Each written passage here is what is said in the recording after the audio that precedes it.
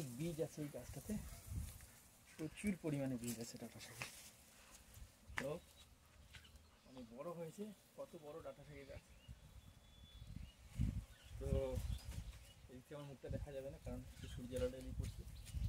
অনেক বড় ডাঁটা শাকের গাছ, এই গাছ থেকে বীজ তুলবো, কিন্তু এটা চচ্চড়ি খাওয়া যায় সর্ষে বাটা দিয়ে।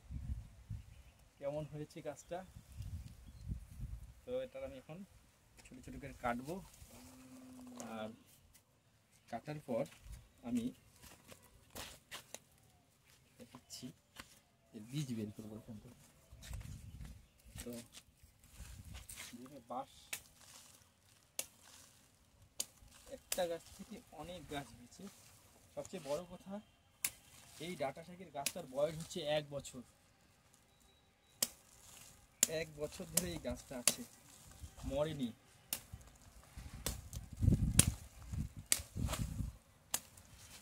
ভাবা যায় কি ডাঁটা শাকের গাছ এটা।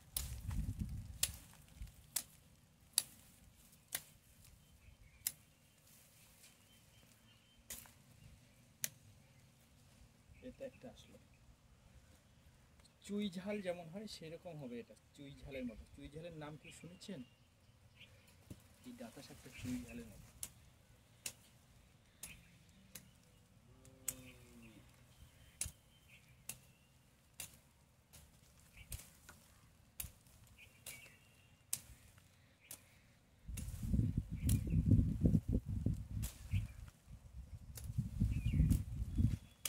এই যে এই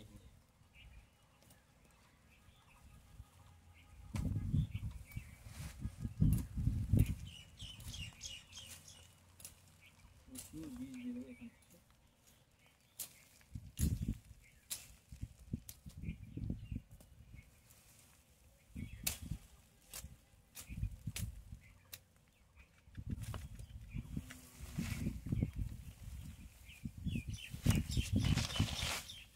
তো এটা এখানে থাকলো, এটা কয়েকদিনের মধ্যে শুকিয়ে যাবে। চাইলে এগুলো চচ্চড়ি করে খাওয়া যায়, এখনো কচি আছে, আমি দেখাচ্ছি পুরো কচি আছে। টেস্ট হবে না এগুলো খেতে। তো বীজ বেরিয়ে আসতেছে, তো এটা আমি শুকোতে দিলাম। আরও আছে কিন্তু এটাই যথেষ্ট।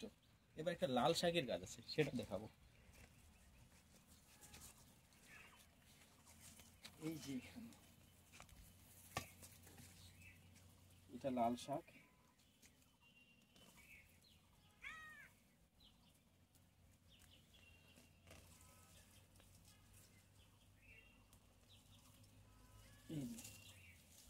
এগুলো হলো এত লাল, অরিজিনাল লাল, যে এটা রান্না করে যখন ভাত খাওয়া হয় সেই ঝোলটা দিয়ে ভাত শুদ্ধ লাল টকটকে হয়ে যায়। আমি এটাকেও তুলে নিলাম, এটা অনেকটা কাঁচা আছে, সেটা এমনিতে এখানে রেখে দিই, সূর্যের আলোতে শুকিয়ে যায়। ব্যাস এইটুকুই।